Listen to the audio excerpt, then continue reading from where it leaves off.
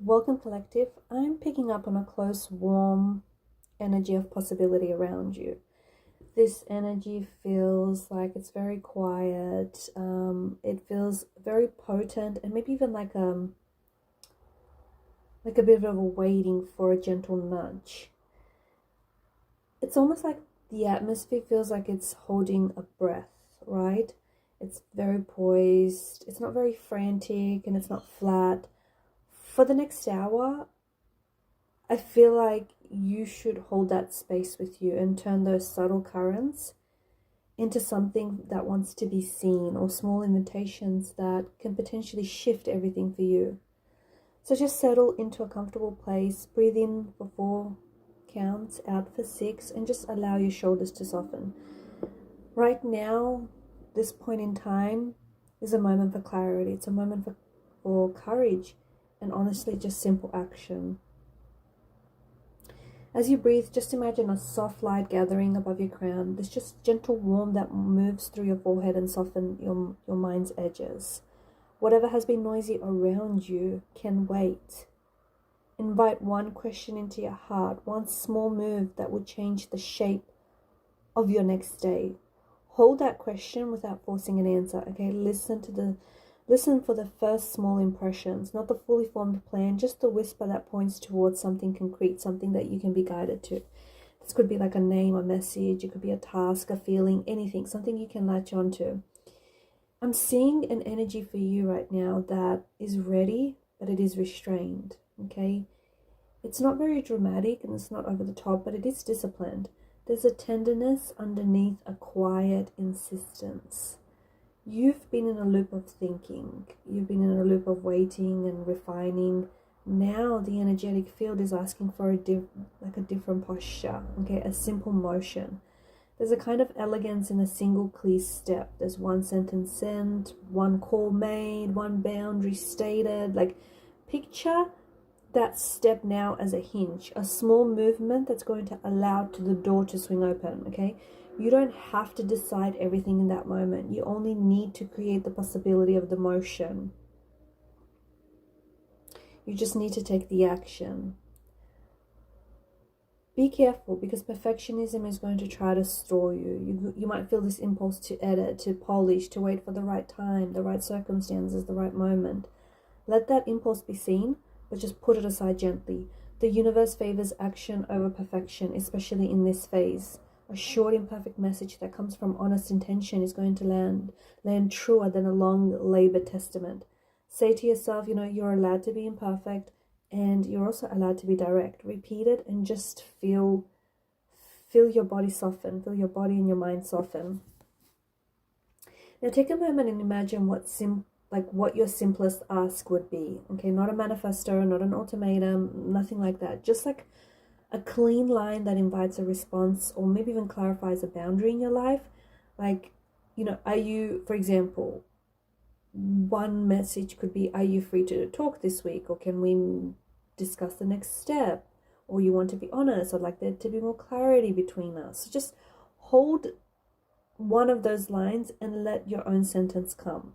If a name appears with it, hold that name gently, because this isn't about pressuring someone. It's about creating clarity for you both.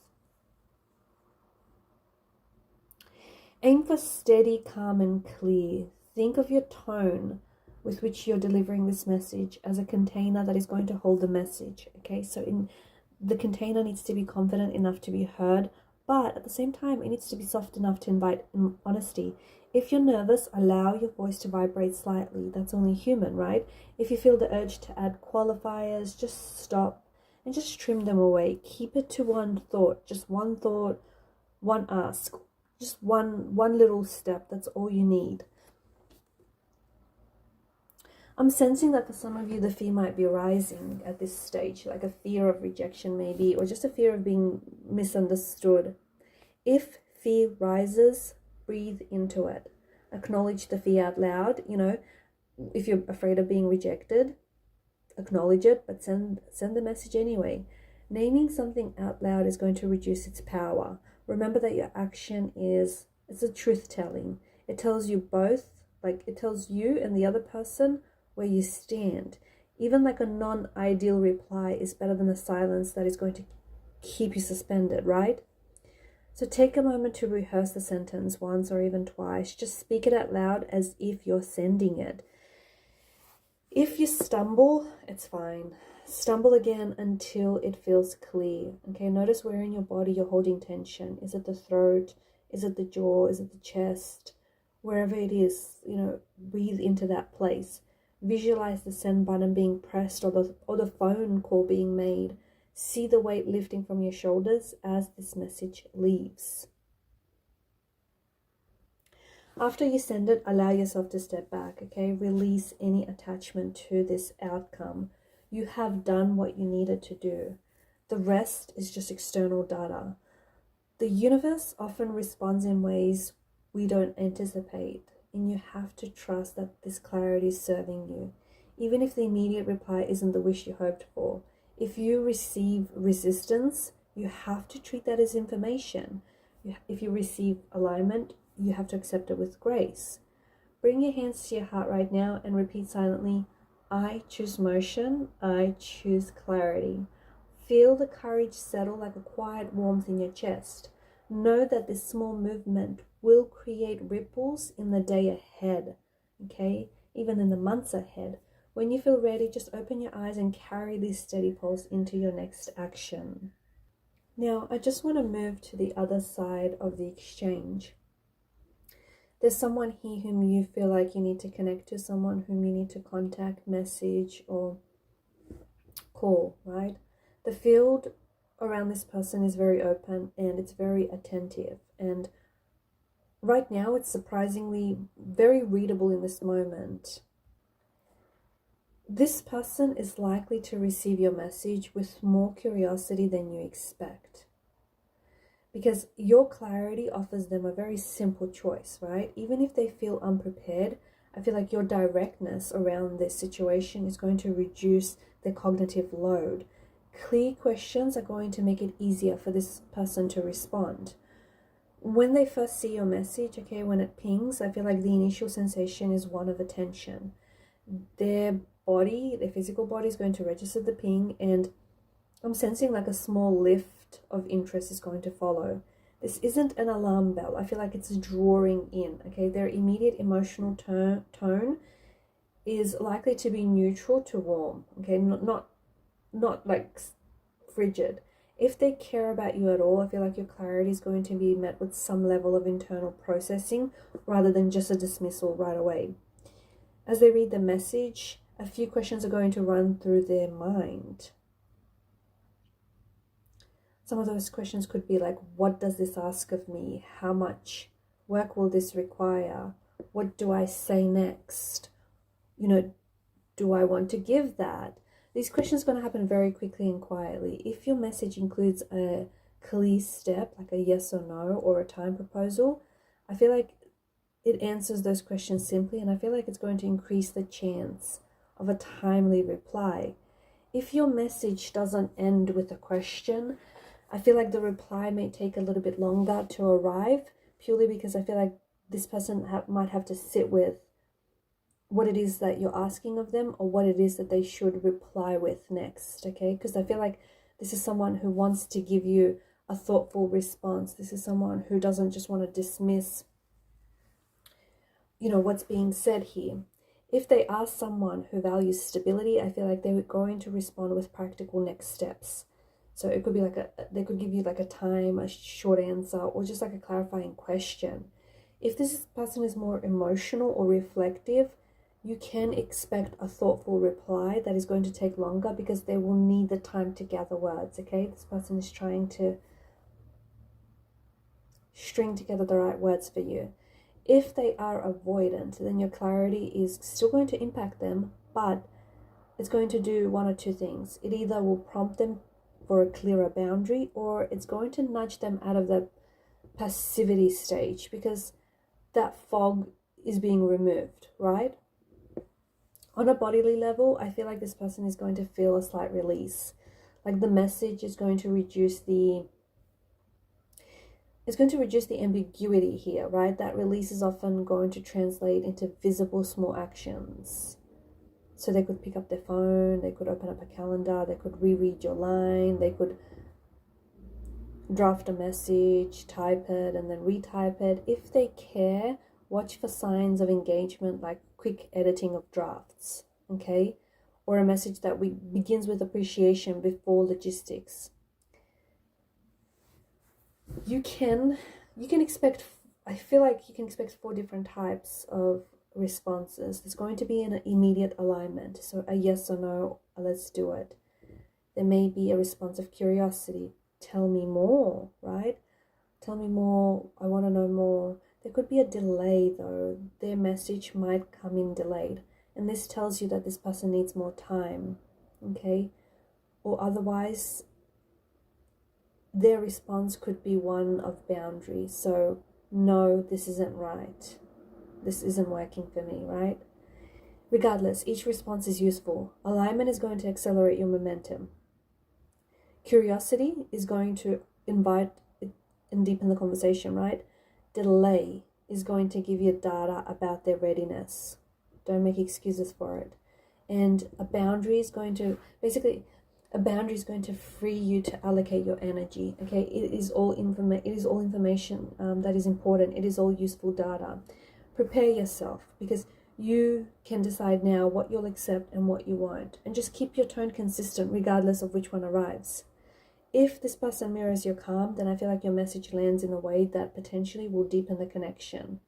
Mirroring is a sign, okay? It's an important body language, and it's a sign that they are meeting you where you are. Their reply might be short and steady. It might even reference your exact words or offer like a 1-sentence confirmation. That alignment is often leading to real movement, especially within days. If they are an avoidant, okay, if this person responds with avoidance, okay, by giving you some very vague answers, or just like postponing, or just like, you know, if they keep their replies really short, you need to treat this data as information, not drama, okay? Because the avoidance often is masking a discomfort or even like a lack of capacity. Your job is not to fix them, it's to decide how long you're going to hold space for that uncertainty. If the avoidance arrives, you need to follow up with a concise boundary or like a timeline towards this person. Just a quick tip, because I feel like the small choices in their words are going to tell you a lot, right? I'd like to versus I want to is going to show you intention versus certainty, okay? Maybe versus not now shows openness and a clear boundary, right? Words such as let's do this, it signals a willingness to commit. It's an inclusion of future language. Pay attention to those verbs and tense, because they are revealing a lot more than just their choice of words, right? If the reply comes in quickly, then I feel like it signals respect and alignment. A delayed reply feels like it's going to be very thoughtful, and it suggests that they're either weighing up what you've asked of them, or they're weighing up what to ask of you. No reply within 72 hours could indicate like an avoidance or a misalignment. Okay, I know that might be a little bit uncomfortable to hear, but no reply within 72 hours is typically avoidance or just a mismatched energy. If they reply really quickly with warmth, it's good to move forward with this individual. If they take a little bit longer to reply, but they do so clearly, then I feel like that's still very useful for you. If, however, they don't reply, and I feel like that silence is saying something about their capacity, and you have to consider it a kind answer from the universe. If their reply is going to be lukewarm, I feel like you have a choice. You can accept that level of energy offered, or you can kind of reassert your needs with one concise follow-up, right? Like a single calm follow-up can clarify whether this is worth you investing in this connection further. Remember that one clear, firm boundary is so much more powerful than 1,000 explanations or over explanations, right? After you hit send on that message or email or that text, you're going to experience a psychological shift. Your breath might deepen, your shoulders might drop, like a sense of relief is going to wash over you, even before you receive any reply. That relief is going to be important because it tells you that you're reclaiming your agency back. You need to sit with it. Don't rush it, okay? Because if the anxiety rises while you're waiting, use a grounding practice. Like, go for a short stroll, or just take some sort of action that is going to recenter you. Okay, and just to close out this reading, just place your hands on your heart and repeat quietly, I choose clarity. I offer truth. I will respond with dignity to whatever comes. Feel the steady warmth of that statement. Know that your action is going to create a field that is going to invite honesty back, okay? Even if the reply is not what you had hoped, the clarity you created will free you to make better decisions faster. So just breathe slowly, open up your eyes when you're ready, and step forward with the calm confidence that you've cultivated here with us.